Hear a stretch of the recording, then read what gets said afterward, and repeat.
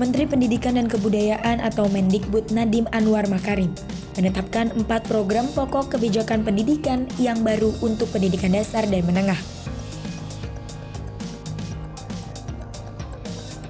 4 program pokok kebijakan pendidikan dengan tagline Merdeka Belajar meliputi Ujian Sekolah Berstandar Nasional atau USBN,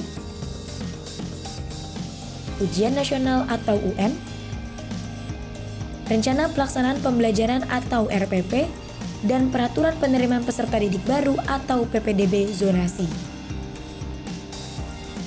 Salah satu kemudahan yang diberikan kepada guru pada kebijakan Merdeka Belajar ialah penyederhanaan Rencana Pelaksanaan Pembelajaran atau RPP.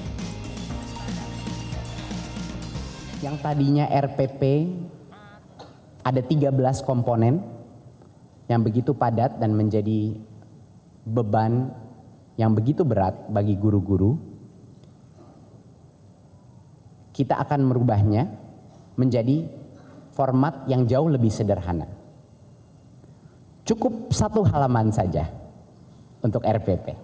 Yang penting mengenai RPP itu bukan hanya penulisannya. Sebenarnya esensinya RPP atau lesson plan adalah proses refleksi daripada guru itu. Pada saat dia menulis suatu RPP, dia laksanakan di kelas besoknya, dia kembali kepada RPP itu untuk melakukan refleksi.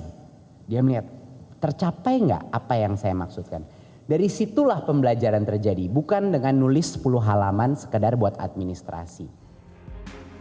Beragam tanggapan dan pandangan muncul usai Nadiem meluncurkan kebijakan dalam upaya Mendikbud menyejahterakan, memudahkan, dan memberikan kemerdekaan bagi guru maupun siswa.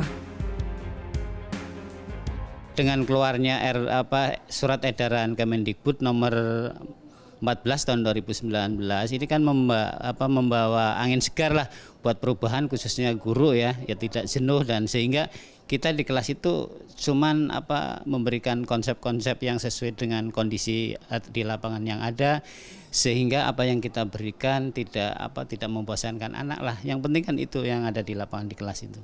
Harapan Merdeka dari saya itu sebenarnya gimana saya buat RPP sesuai dengan rencana saya dan bisa saya laksanakan pada saat waktunya gitu. Jadi walaupun dia singkat tapi tidak bisa, ternyata pas di lapangan tidak sesuai dengan yang saya rencanakan, itu berarti terjadi hambatan gitu.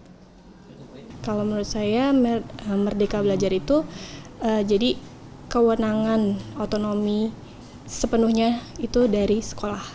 Jadi sekolah bebas untuk melakukan penilaian, sekolah bebas untuk melakukan bagaimana rubrik penilaian yang untuk kelulusan dari siswanya sendiri.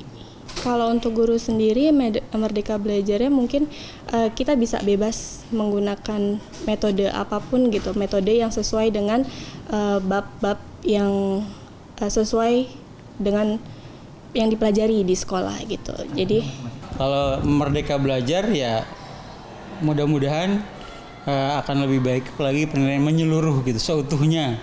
Jadi tidak ada lagi nanti ancaman-ancaman kalau nggak lulus, mata pelajaran yang nggak lulus berarti Anda nggak lulus, kan itu ancamannya ya sebenarnya ya.